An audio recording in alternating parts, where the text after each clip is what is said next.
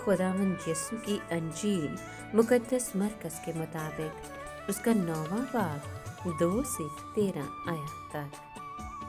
एक दिन यीशु ने पतरस और याकूब और यूहन्ना को साथ लिया और उन्हें एक ऊंचे पहाड़ पर अलहदगी में ले गया और उनके सामने उसकी सूरत बदल गई और उसकी पोशाक ऐसी दरख्शां और नहायत सफ़ेद हो गई कि दुनिया में कोई कसार वैसे सफ़ेद नहीं कर सकता। और इलियास मूसा के साथ उन्हें दिखाई दिया और वो यीशु से बातें करते थे।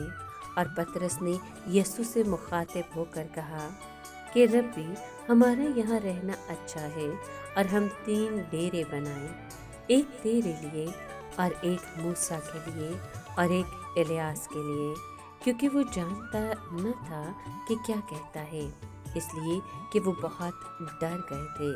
तब एक बादल ने उन पर साया कर लिया और उस बादल में से आवाज़ आई कि ये मेरा बेटा है, अल महबूब, इसकी सुनो। उन्होंने यकायक नज़र दौड़ाकर सिवाय अकेले यीशु के और किसी को अपने साथ ना देखा। और जब वो पहाड़ पर से उतरते थे तो उसने उन्हें मना किया कि जब तक इब्ने इंसान मुर्दों में से ना जी उठे, जो कुछ तुमने देखा है किसी से ना कहना। और वो उस कलाम को अपने पास अख्फा करके एक दूसरे से बहस करते थे, मगर मुर्दों में से जी उठने से क्या मुराद है। और उन्होंने उससे सवाल करके कहा कि फ़की कैसे कहते हैं कि इलियास का पहले आना ज़रूर है। उसने उनसे कहा, इलियास पहले आए और सब कुछ बहाल करे, तो इब्ने इंसान के हक़ में क्यों कर लिखा है कि उसे बहुत दुख उठाना और हकीर किया जाना होगा।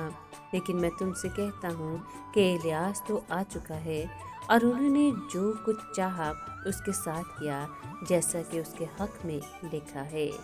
पाक कलाम के पढ़े और सुने जाने पर खुदावंद की बरकत हो, खुदा का शुक्र हो।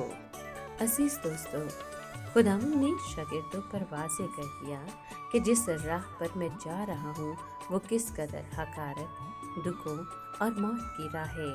उसके साथ ही उन्हें दावत दी कि इसारो कुर्बानी और तर्के नफ्स की ज़िंदगी के साथ मेरे पीछे हो लो। अब खुदावंद उनको तस्वीर का दूसरा रुख दिखाता है। अगरचे इस ज़िंदगी में उन्हें शागिर्दियत की बहुत भारी कीमत अदा करनी होगी, लेकिन बिलाखिर इसका जलाली अजर मिलेगा।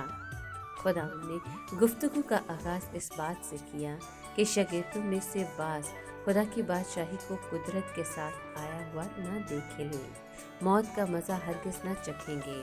इसका इशारा पतरस, याकूब और यूहन्ना की तरफ था। जिस पहाड़ पर खुदावंद की सूरत बदल गई थी, वहाँ उन्होंने खुदा की बादशाही को कुदरत के साथ आया हुआ देखा। कलाम के इस हिस्से में दलील ये है कि इस दुनिया में हम मसीह की खातिर जो दुख उठाते हैं, उसकी आमद सानी पर जब वो अपने खात्मों के साथ जलाल में ज़ाहिर होगा, इन दुखों का अजर कसरत के साथ दिया जाएगा। इस पहाड़ के हालात मसीह की 1000 साला बादशाही का अक्स पेश करते हैं।